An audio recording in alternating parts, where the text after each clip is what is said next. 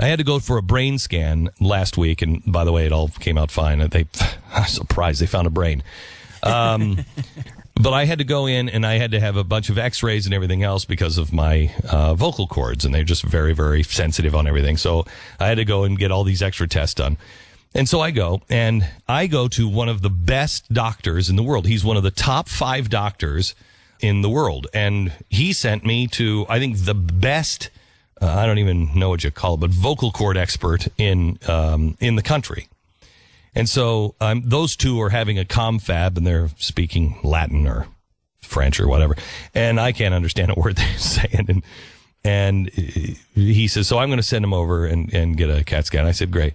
So I said, you just want me to just go over to the hospital? You just call the hospital, or what do you do? And he said, no, I don't want you to go into the hospital.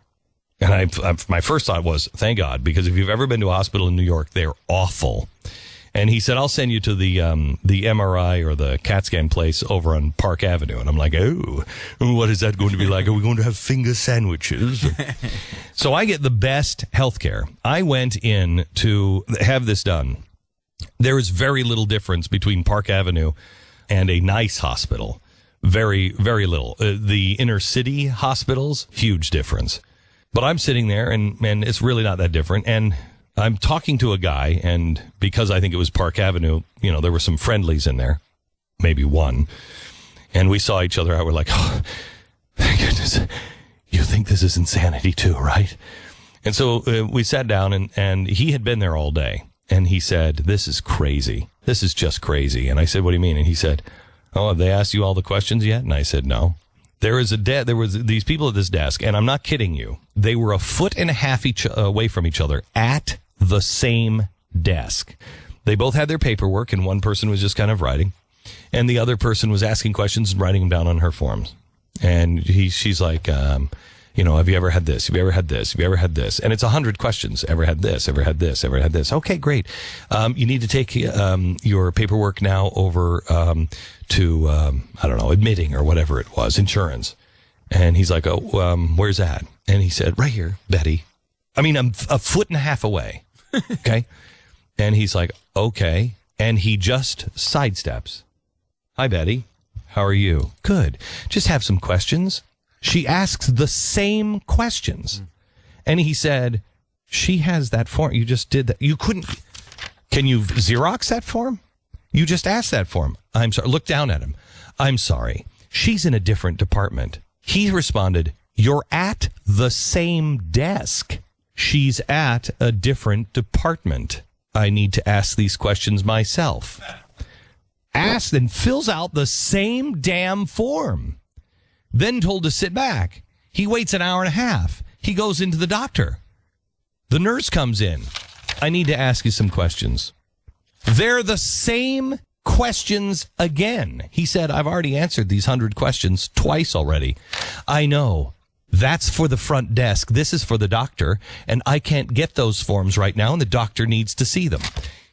I said to him, well, the good news is, because I wasn't whispering, I said, well, the good news is, and I wanted to announce it to the whole area, this is all going to be solved soon because it's only going to get so much better.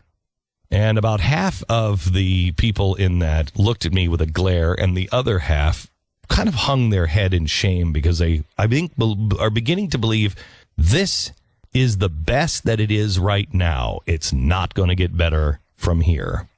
You have a right to be able to have access to health care. Not to have free health care, but to have access. And the argument that we made is they're going to overwhelm the system and they are going to collapse the private sector, which they will, and then you will have no choice. Nowhere in the world will you have a choice. And so what happens? Well, you have to just take it. And somebody else will decide who lives and dies. Now, we've already seen this happen with Kathleen Sebelius. We've already seen it happen. She tried to have that girl dead. The girl who needed to have the lungs. I'm sorry, she's too young. She's 2 years early before she could have those lungs transplanted. So she's going to have to die. I'm sorry, we're in a place where you're going to have to live or die. There is no You think that Kathleen Sebelius' kid is going through that? You don't think she's going to get special treatment? You think if the Kennedy's kid is having that problem, they don't get special treatment? Of course they get special treatment. You won't get special treatment. But what they've done is they've changed it from a system that answered to money to a system that answers to power.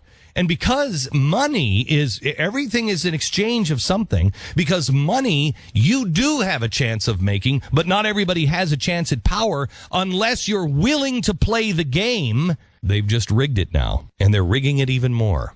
And they're trapping and making sure that everything is about power and silence when they tell you to be silent. It is about freedom. It is about jobs. This is a civil rights movement. And God is on our side. Do we decide to stand on his side? Because he has not moved from the deserts with Moses to the pilgrims to the battlefields to Gettysburg to marching with King to right now. God has not moved. We have. Find the original position and win.